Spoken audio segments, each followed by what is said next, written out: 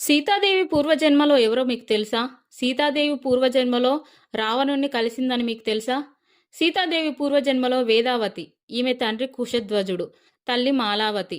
సీత జన్మించినప్పుడు వేదఘోష వినిపించడం వల్ల వేదావతి అని పేరు పెట్టారు. తండ్రి వేదావతిని విష్ణుమూర్తికి ఇచ్చి వివాహం చేయాలని నిశ్చయించుకున్నాడు.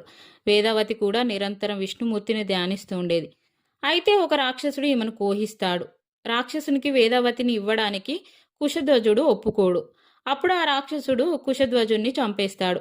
మాలావతి కూడా దుఃఖంతో మరణిస్తుంది. తల్లిదండ్రులను కోల్పోయిన వేదావతి అడవికి వెళ్లి విష్ణుమూర్తి కోసం కఠోర తపస్సు చేస్తుంది.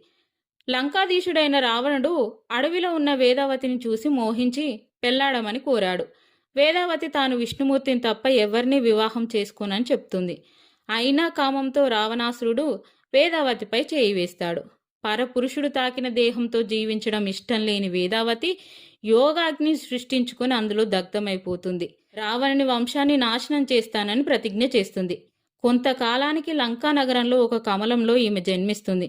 ముందుగా రావణుడే చూస్తాడు. ఈమె జన్మ అతనికి అరిష్టమని జ్యోతిష్కులు చెప్తారు. దాంతో రావణుడు ఆ పాపను ఒక బంగారు పెట్టెలో పెట్టి సముద్రంలో విడిచిపెడతాడు. ఆ పెట్టె కొంతకాలానికి మిథిలా నగర ప్రాంతానికి చేరుకొని అక్కడ భూమిలో ఉంటుంది.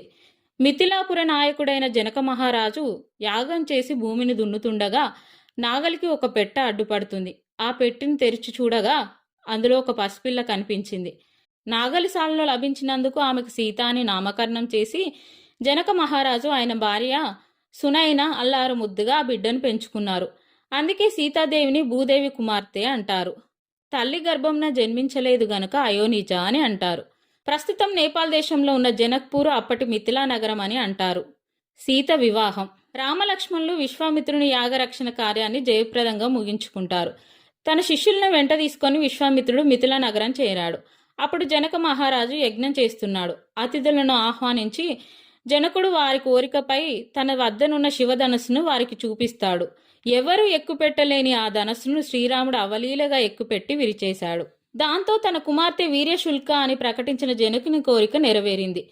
సీతారాముల వివాహం నిశ్చయమైంది. వారితో పాటే లక్ష్మణునికి ఊర్మిళతో, భరతునికి మాండవితో, శత్రుఘ్నునికి శృతకీర్తితోని వివాహం నిశ్చయమైంది.